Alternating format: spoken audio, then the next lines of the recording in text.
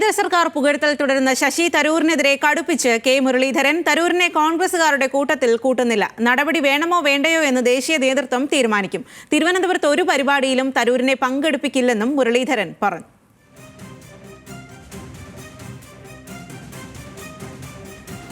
അല്ല, അദ്ദേഹം ഞങ്ങൾ വിട്ടല്ലോ. ഇപ്പം അദ്ദേഹം ഞങ്ങളെ കൂട്ടത്തിൽ കൂടിയതായി ഞങ്ങൾ കണക്കാക്കുന്നില്ല. അദ്ദേഹത്തിൻ്റെ നടപടി വേണോ വേണ്ടോ എന്നുള്ള ദേശീയ നേതൃത്വം തീരുമാനിക്കട്ടെ. അദ്ദേഹം നിലപാട് തിരുത്താത്തോളം കാലം തിരുവനന്തപുരത്ത് പാർട്ടിയുടെ ഒരു പരിപാടിയിലും അദ്ദേഹത്തിനെ ഞങ്ങൾ പങ്കെടുപ്പിക്കില്ല. അദ്ദേഹം ബഹിഷ്കരിക്കുക. അദ്ദേഹം ഞങ്ങളുടെ കൂടെ ഇല്ല, പിന്നെ എന്തിനാ ബഹിഷ്കരിക്കുന്നത്? വിവരങ്ങളുമായി ബിനിൽ ലീല സാബു ആണ് ചേരുന്നത്. ബിനിൽ, എന്തായാലും കടുപ്പിച്ച നിലപാട് തന്നെയാണ് ഇപ്പോൾ കെ മുരളീധരൻ ഇക്കാര്യത്തിൽ പറയുന്നത്. ഇത് മുരളീധരന്റെ നിലപാടാണോ, പാർട്ടിയുടെ മുഴുവനായിട്ടുള്ള അഭിപ്രായമാണോ? എങ്ങനെയാണ് അദ്ദേഹത്തിന്റെ വാക്കുകളെ നോക്കിക്കാണേണ്ടത്?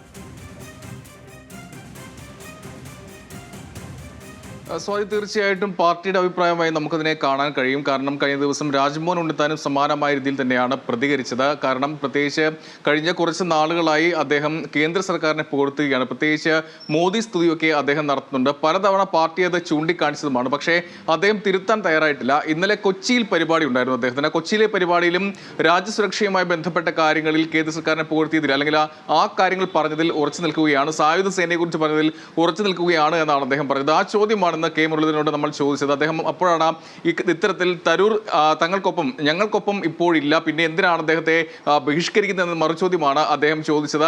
സമാനമായ രീതിയിൽ അദ്ദേഹത്തെ ബഹിഷ്കരിക്കാൻ തന്നെയാണ് തീരുമാനം കോൺഗ്രസിൻ്റെതുള്ളത്. എന്തായാലും ഇക്കാര്യത്തിൽ ഒരു നടപടി ഉണ്ടാകുമോ ഇല്ലയോ എന്നുള്ളതാണ് ഇനി നോക്കിക്കാണേണ്ടത്. നേരത്തെ തീരുമാനിച്ചത് തരൂരിനെ ആ രീതിയിൽ നടപടിയെടുത്ത് അങ്ങനെ പോകേണ്ടതില്ല എന്നൊരു തീരുമാനം ദേശീയ നേതൃത്വത്തിനുണ്ടായിരുന്നു, അല്ലെങ്കിൽ ദേശീയ നേതാക്കൾക്ക് അത്തരത്തിൽ ഒരു കാഴ്ചപ്പാടുണ്ടായിരുന്നു. എന്തായാലും അത് മാറുമോ എന്നുള്ളതാണ് ഇനി അറിയേണ്ടത്. എന്തായാലും കടുപ്പിക്കാൻ തന്നെയാണ് കോൺഗ്രസിന്റെ തീരുമാനം. കഴിഞ്ഞ ദിവസം കൊച്ചിയിൽ വിവിധ പരിപാടികൾ അദ്ദേഹം പങ്കെടുത്തിരുന്നു. പക്ഷേ അപ്പോഴും അവിടെ കോൺഗ്രസിന്റെ DCC സംഘടിപ്പിച്ച പരിപാടികൾ അവിടെ ഉണ്ടായിരുന്നു. പക്ഷേ അവിടെ ഒരു DCCയുടെ ഒരു പരിപാടിയിലും അദ്ദേഹത്തെ ക്ഷണിച്ചിരുന്നില്ല.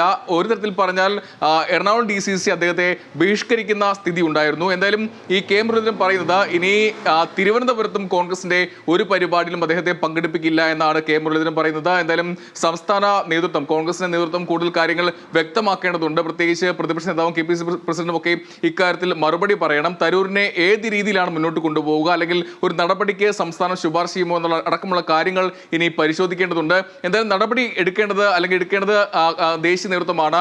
അത് എടുക്കുന്നുണ്ടെങ്കിൽ എടുക്കട്ടെ, അല്ലെങ്കിൽ വേണ്ട, അല്ലാതെ തീരുമാനിക്കേണ്ടത് ദേശീയ നേതൃത്വമാണ് എന്നാണ് കെ മുരളീധരൻ പറയുന്നത്. എന്തായാലും ആ വിഷയത്തിൽ ഇനി കൂടുതൽ രീതിയിൽ അല്ലെങ്കിൽ ഒരു ചർച്ചയാക്കി മുന്നോട്ട് കൊണ്ടുപോകാൻ കോൺഗ്രസ് നേതാക്കൾ അത് താല്പര്യപ്പെടുന്നില്ല എന്നാണ് നിലവിൽ നമുക്ക് മനസ്സിലാക്കാൻ കഴിയുന്നത്. എന്തായാലും ഒരു തരത്തിലും പാർട്ടിയുമായി ചേർന്ന് പോവുകയോ അല്ലെങ്കിൽ തിരുത്താൻ പറഞ്ഞ കാര്യങ്ങൾ തിരുത്തുകയോ അദ്ദേഹം ചെയ്തിട്ടില്ല. അദ്ദേഹം മോദി സ്തുതിയും അതോടൊപ്പം തന്നെ കേന്ദ്ര സർക്കാരിനെ അനുകൂലിച്ചുള്ള അല്ലെങ്കിൽ പ്രശംസിച്ചുള്ള ആ നിലപാട് അദ്ദേഹം തുടരുകയും ചെയ്യുകയാണ്. എന്തായാലും കടുത്ത വിയോജിപ്പാണ് ഇക്കാര്യത്തിൽ കോൺഗ്രസ് നേതാക്കൾക്ക് തരൂരിനോടുള്ളത്. സ്വാതി.